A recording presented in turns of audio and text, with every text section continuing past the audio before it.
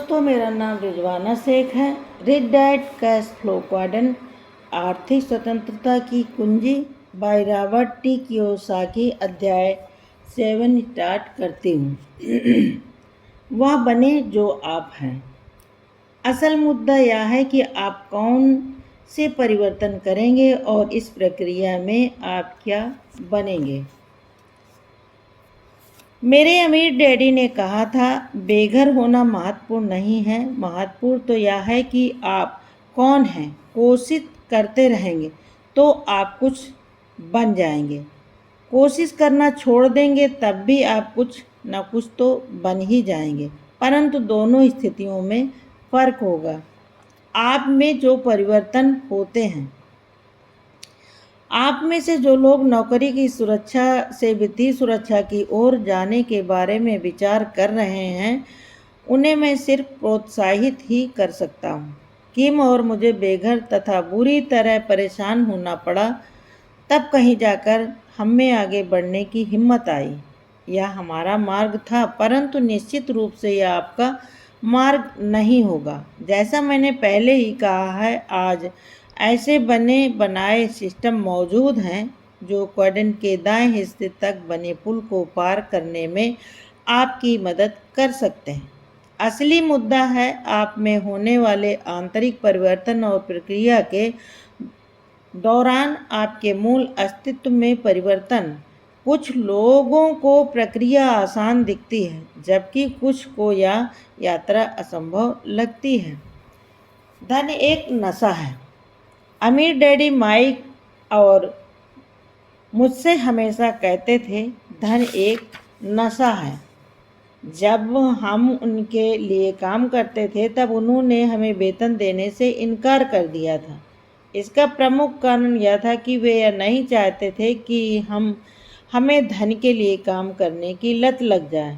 अमीर डैडी कहते थे, अगर एक बार धन के नशे की लत लग जाती है तो फिर इसे छोड़ना काफ़ी मुश्किल होता है।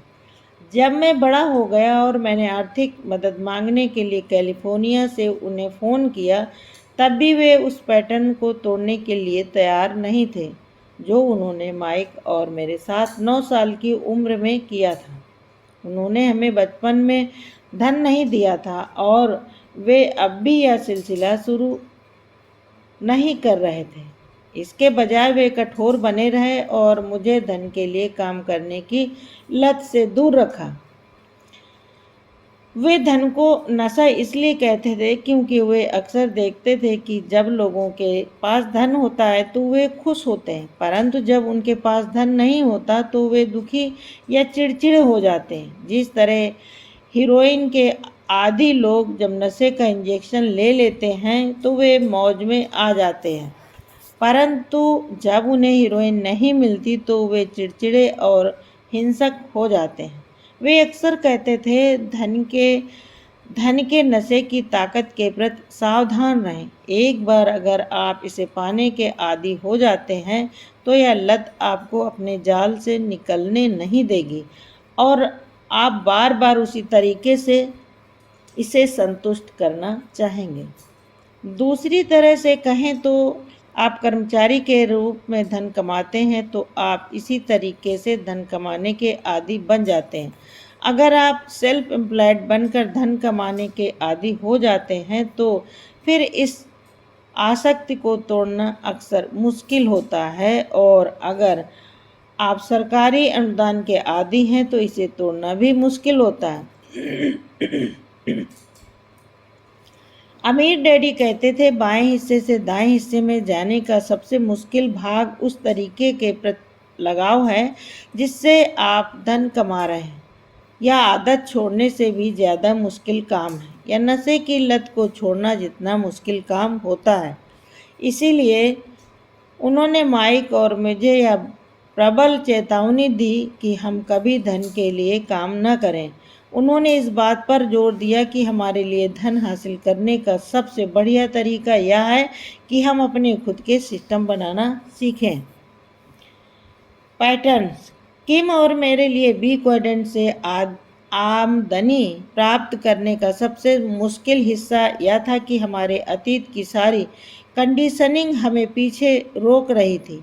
हम तब और भी परेशान हो जाते थे जब हमारे मित्र हमसे कहते थे, तुम यह क्यों कर रहे हो, तुम क्यों नौकरी नहीं कर लेते। यह हमारे लिए और भी ज़्यादा मुश्किल इसलिए था क्योंकि हमारा एक हिस्सा भी तनख्वाह की सुरक्षा की ओर जाना चाहता था। अमीर डैडी ने माइक और मुझे समझाया कि धन की दुनिया एक बड़े सिस्टम की तरह है। व्यक्तियों के रूप में हम सीखते हैं कि उस सिस्टम के भीतर हम निश्चित पैटर्न में कैसे काम करें। उदाहरण के लिए, ई सिस्टम के लिए काम करता है, एस सिस्टम है, बी सिस्टम बनाता है, उसका स्वामी होता है और उसे नियंत्रित करता है, आई सिस्टम में धन का निवेश करता है। अमीर डैडी जिस पैटर्न के बारे में बात कर रहे थे वह हमारे शरीर, मस्तिष्क और आत्मा का पैटर्न था, जिसके मूल में यह बात थी कि हम स्वाभाविक रूप से धन के विषय की ओर किस प्रकार खींचे चले जाते हैं। अमीर डैडी ने समझाया, जब कोई व्यक्ति धन की आवश्यकता अनुभव करता है तो ई नौकरी की तलाश करेगा, एस अकेले कुछ करेगा, बी धन उत्पन्न करने वाला सिस्टम बनाएगा या खरीदेगा, और आई किसी ऐसे संपत्ति में निवेश करने के अवसर तलाशेगा जिससे धन में वृद्धि हो। पैटर्न बदलना मुश्किल क्यों? अमीर डैडी कहते थे, पैटर्न को बदलना मुश्किल इसलिए होता है क्योंकि आज जीवन के लिए धन अनिवार्य बन चुका है। कृषि युग में धन इतना महत्वपूर्ण नहीं था क्योंकि धन न होने पर भी भूमि से अन्न, आवास, ऊर्जा और पानी मिल जाता था। एक बार जब हम औद्योगिक युग में शहरों में आ गए तो धन जीवन की अनिवार्य आवश्यकता बन गया, बल्कि एक तरह से जीवन का पर्याय भी बन गया। आज तो पानी तक के लिए भी पैसे देने पड़ते हैं। अमीर डैडी ने आगे समझाया कि जब आप ई क्वाड्रेंट से बी क्वाड्रेंट की ओर बढ़ते हैं तो आपका वह हिस्सा जो ई की लत से ग्रस्त है या इस बात से डरता है कि जीवन का अंत हो जाएगा, पैर पटकता है और आपको रोकने के लिए अपनी पूरी ताकत लगा देता है। या उस डूबते आदमी की तरह है जो हवा के लिए छटपटाता है, या भूख से मर रहे उस आदमी की तरह जो जिंदा रहने के लिए कुछ भी खा लेगा। अमीर डैडी ने मुझे फ़ोन पर समझाया, इस अंदरूनी युद्ध की वजह से यह काम इतना मुश्किल हो जाता है कि समस्या इन दोनों के बीच का युद्ध है कि तुम आज क्या हो और कल क्या बनना चाहते हो। सुरक्षा चाहने वाला हिस्सा स्वतंत्रता चाहने वाले हिस्से के साथ युद्ध करने लगता है। सिर्फ तुम ही यह फैसला कर सकते हो कि कौन जीतेगा, या तो बिजनेस बनाओगे या फिर हमेशा के लिए नौकरी खोजने का रास्ता अपनाओगे। अमीर डैडी ने पूछा, क्या तुम सचमुच आगे बढ़ना चाहते हो? हाँ, मैंने जल्दी से कहा। क्या तुम अपने लक्ष्य और इरादे को भूल गए हो? क्या तुम अपनी प्रबल भावना को भूल गए हो? और यह भी कि तुम किस वजह से इस हाल में हो? अमीर डैडी ने पूछा। मैंने जवाब दिया और थोड़ा चौंका। मैं भूल गया था। मैं टेलीफोन बूथ पर खड़े होकर अपने दिमाग पर जोर डालने लगा ताकि याद कर सकूं कि मैं इस झमेले में किस वजह से फंसा हूं। मैं जानता था, अमीर डैडी ने फ़ोन पर गरजते हुए कहा, तुम अपने सपने को जिंदा रखने के बजाय अपने जिंदा रहने के बारे में ज़्यादा चिंतित हो। तुम्हारे डर ने तुम्हारी प्रबल भावना को दरकिनार कर दिया। आगे बढ़ते रहने का सर्वश्रेष्ठ तरीका यह है कि अपने दिल में लौ को हमेशा जलाए रखो। हमेशा याद रखो कि तुम्हारा लक्ष्य क्या है और तुमने किस इरादे से शुरू किया था। जब तुम ऐसा करोगे तो तुम्हारी राह आसान हो जाएगी, परंतु अगर तुम अपने बारे में ज़्यादा चिंता करोगे तो तुम्हारा डर तुम्हारी आत्मा को कमज़ोर करने लगेगा। बिजनेस डर से नहीं, प्रबल भावना से बनते हैं। तुम इतनी दूर तक आ गए हो, मंजिल करीब ही है, इसलिए अब पीछे मुड़कर मत भागो। याद रखो कि तुम क्या करने का इरादा लेकर आए थे। इसे अपने दिल में बिठा लो और लौ को जलाए रखो। तुम कभी भी मैदान छोड़ सकते हो, तो फिर अभी मैदान क्यों छोड़ रहे हो? बस इस बात के साथ अमीर डैडी ने मुझे शुभकामना दी और फ़ोन रख दिया। वे सही थे, मैं भूल गया था कि मैं इस यात्रा में क्या करने के इरादे से आया था। मैं अपने सपने को भूल गया था और मैं डर को अपने दिलो दिमाग पर हावी होने की इजाज़त दे दी थी। कुछ साल पहले एक फिल्म आई थी जिसका नाम था फ्लैश डांस। इससे एक गीत का भाव था, अपनी प्रबल भावना के अनुरूप काम करो और इसे करके दिखा दो। मैं अपनी प्रबल भावना को भूल गया था। अब समय था कि या तो मैं इसे करके दिखा दूं या फिर घर वापस लौटकर इसके बारे में सब कुछ भूल जाऊं। मैं कुछ देर वहीं पर खड़ा रहा और फिर मैंने अपने अमीर डैडी के कहे अंतिम शब्दों को याद किया, तुम कभी भी मैदान छोड़ सकते हो, तो फिर अभी मैदान क्यों छोड़ रहे हो? मैंने फैसला किया कि मैं तब तक मैदान नहीं छोड़ूंगा जब तक कि अपनी मंजिल को ना पा लूं। एक शिक्षक बनना जो सिस्टम का स्वामी हो। अमीर डैडी से फ़ोन पर बात खत्म होने के बाद भी मैं फ़ोन बूथ पर खड़ा रहा। मेरे डर तथा असफलता ने मुझे तोड़ कर रख दिया था और मेरा सपना दरकिनार हो गया था। एक अलग तरह का स्कूल सिस्टम बनाने का सपना, उन लोगों को शिक्षा देने का सपना जो उद्यमी और निवेशक बनना चाहते थे।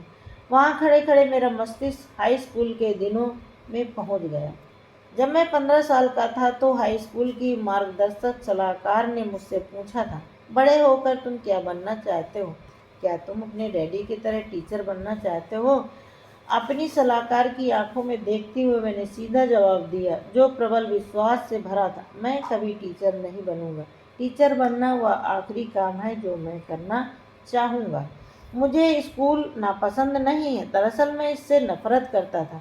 मैं इस बात से नफरत करता था कि मुझे वहाँ जबरन बैठने के लिए मजबूर किया जाता था और किसी ऐसे व्यक्ति की बात सुनने के लिए विवश किया जाता था जिसे मैं खास पसंद नहीं करता था या जिसका मैं सम्मान नहीं करता था। मैं इस बात से नफरत करता था कि मुझे महीनों तक उस व्यक्ति की बातें किसी ऐसे विषय पर सुनना पड़ती थी जिसमें मेरी कोई रुचि नहीं थी।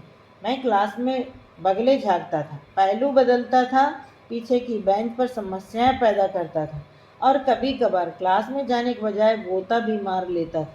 इसलिए जब मेरी मार्गदर्शक सलाहकार ने मुझसे पूछा कि मैं कैरियर में टीचर बनकर अपने पिता का अनुसरण करूंगा, तो मैं आपे से बाहर हो गया। उस समय मैं यह नहीं जानता था कि प्रबल भावना प्रेम और नफरत का सम्मिश्रण होती है। मुझे सीखना पसंद था, परंतु मैं स्कूल से नफरत करता था। मुझे वहाँ बैठने से चिढ़ होती थी क्योंकि वो वहाँ जो बनने की प्रोग्रामिंग दी जाती थी वह मैं नहीं बनना चाहता था। क्लास के कई और बच्चे भी मेरी ही तरह महसूस करते थे।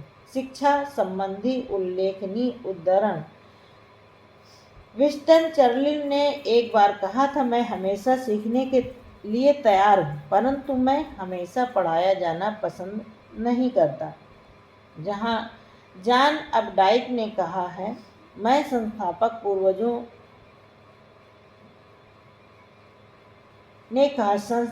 पूर्वजों ने समझदारी पूर्वक यह निर्णय लिया कि बच्चों के कारण माता पिताओं पर अस्वाभाविक तनाव पड़ता है, इसलिए उन्होंने एक जेल बनाई और उसे स्कूल का नाम दे दिया, जहाँ पर शिक्षा नामक सजा दी जाती थी। नॉर्मन डगलस ने कहा, शिक्षा गूंजों की राज नियंत्रण निर्माण कंपनी है। एच.एल. मेनकेन ने कहा था, मेरा मानना है कि मानवीय अस्तित्व के पूरे काल में स्कूल के दिन सबसे दुख भरे होते हैं। वे बोझिल व समझ में न आने वाले कामों, नए और अप्रिय आदेशों तथा सामान्य ज्ञान और आम शिष्टता की जबरदस्त अवहेलना से भरे होते हैं। गैलीलियो ने कहा था, आप किसी व्यक्ति को कुछ नहीं सिखा सकते, आप सिर्फ उसे अपने भीतर वह चीज खोजने में उसकी मदद भर कर सकते हैं। मार्क ट्वेन ने कहा था, मैं कभी स्कूल को अपनी शिक्षा में हस्तक्षेप नहीं करने देता। अल्बर्ट आइंस्टीन ने कहा था, कुल मिलाकर बहुत ज़्यादा शिक्षा दी जाती है, खासकर अमेरिकी स्कूलों में। Thank you.